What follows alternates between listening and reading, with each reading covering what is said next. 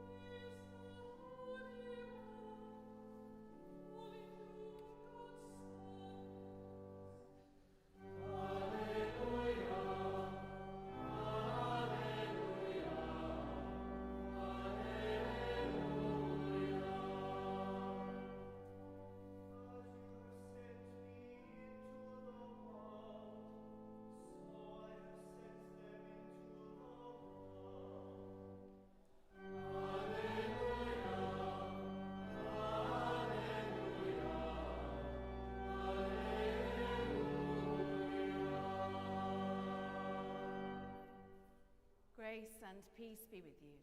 And keep you in the love of Christ. Listen to the Holy Gospel according to St. John. Glory to you, O Christ. At that time, Jesus, looking up to heaven, said, "As you have sent me into the world, so I have sent them into the world. And for their sakes I sanctify myself, so that they also may be sanctified in truth. I ask not only on behalf of these, but also on behalf of those who will believe in me through their word, that they may all be one.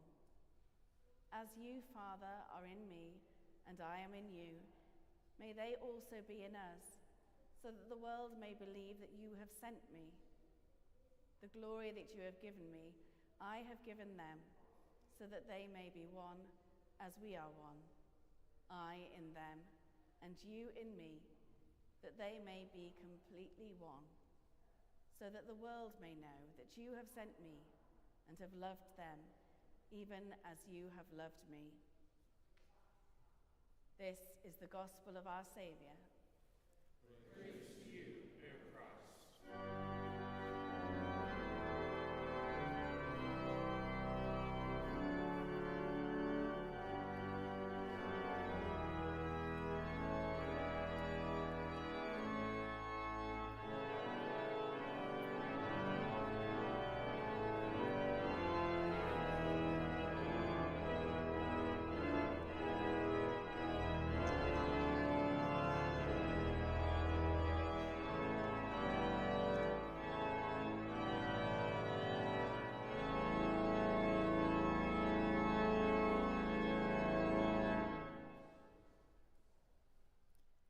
So that they may be one.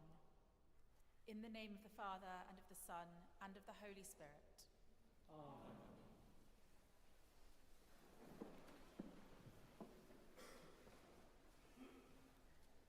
Hasn't it been an exciting week?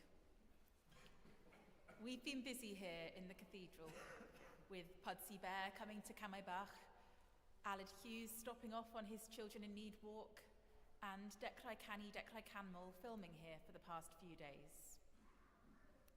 I'm sure you've read about the Church of England in the news. We continue to hear news about atrocities of war and violence across the world. It can be tricky to keep all these things in perspective. what is important to us, both intellectually and practically. What do we care about? And where can we actually affect change? Today, we celebrate Cathedral Music Trust Sunday, giving thanks for the work of the Cathedral Music Trust in churches and cathedrals across the UK, and especially for their generosity to our own choir. We give thanks, too, for the music of this cathedral, for our choir, for the recitals, for all the musical events which take place here, and the joy they bring to us all. But amid everything else going on in the world, does Cathedral Music Trust Sunday feel a little insignificant? Should it really be the focus of our attention? Well, for me, music is what focuses my attention. Music has played an important part in my vocational journey, from singing in my church choir as a child to serving as cantor in many of our evensong services here. Music helps me when I'm anxious or stressed. I listen to music while I work. It calms me. It nourishes me. I adore listening to the choir rehearse while I'm setting up for evensong. Music is at the heart of our worship and our life here. So much of what we do involves music in some way. It is a constant. When you come here on a Sunday morning, you might not know exactly what music you'll hear, but you do know that there will be 3 hymns, a psalm, a setting of the Mass, an anthem, an organ voluntary at the end.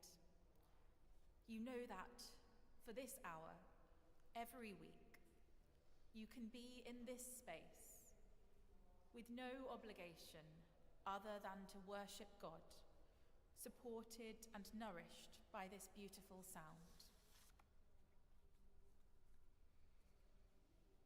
A great strength of our tradition is its constancy, and I draw strength from the knowledge that we are joining with the prayers and worship of 1,500 years' worth of people in this place, all with the same aim, to praise and glorify God. One generation shall praise your works to another and shall declare your power. Today is also the festival of the Saints and Martyrs of Wales. Those holy people who came before us, in this place and across our country, doing God's work, spreading the gospel, keeping the faith, even dying for their faith. These are the people we remember and aspire to emulate in our work here today. Coming together in unity from one generation to another is a theme of today's gospel reading. The words are complex. They feel perhaps unnecessarily complicated. As you are in me and I am in you, may they be in us, I in them and you in me, that they may become completely one, and so on. This passage from John 17 occurs immediately before Jesus' arrest and the start of the Passion narrative. These are the words of Jesus to his Father.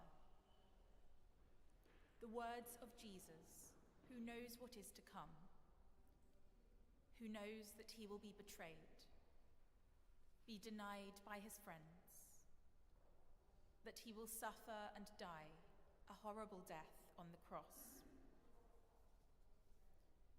They are the words of someone who is tired, but who knows that his work isn't finished yet. The words of the fully human Jesus, who felt human emotions and suffered human pain. The fully divine Jesus, who knows what is to come and the pain that it will cause, both to himself and to others. complexity of this passage is generally interpreted as Jesus being mystical. But just indulge my wanderings for a minute. Could its complexity also convey his exhaustion and desperation? Could these be the words of a Jesus who is tired from the work of his ministry up until this point, from the mental and physical burdens on him, and from his knowledge of what is still to come? The words are a prayer for his followers, said in exhausted desperation.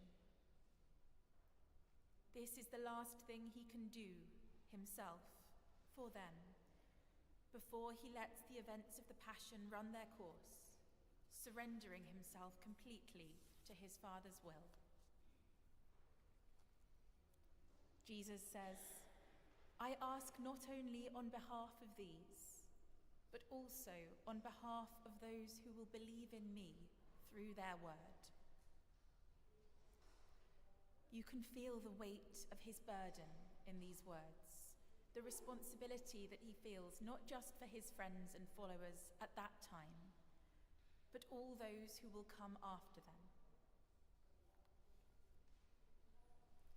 Jesus' life was devoted to ministry, to teaching and healing. But there comes a time with these words when his active ministry is ending and his last act of service to his followers is to pray to his Father for them, for us. Recently, I've heard a number of people refer to the words of a sermon preached here earlier this year. God is what's left when everything else is stripped away. It's true, I think. But what does it mean for us? What can we do when God is all that is left? We all try to spend our lives doing the things which bring us closer to God, those things which are different for each one of us, those things which we are called to, our shared callings to worship God, to follow Christ, and our individual callings to different ministries, to lay and ordained roles, priesthood, music, serving, teaching. We conduct our lives to the best of our ability in service of God. We use our individual gifts and talents to worship God, to support one another, to build up our common life in this place. We are activists and allies, our eyes fixed on what we believe is right and good for ourselves, for one another, for our faith, for our God. We strive to be one in God, but we can forget to be one with each other. In our fight for peace, we forget where peace can be found. The last thing Jesus can do for his followers and friends, before he surrenders himself to the events of the Passion and his ultimate sacrifice for them and for us, is to pray. This desperate prayer, this prayer for unity, not just between one another, but between God and humankind, between heaven and earth. Jesus has done all that he can, and there is nothing left to do but to pray.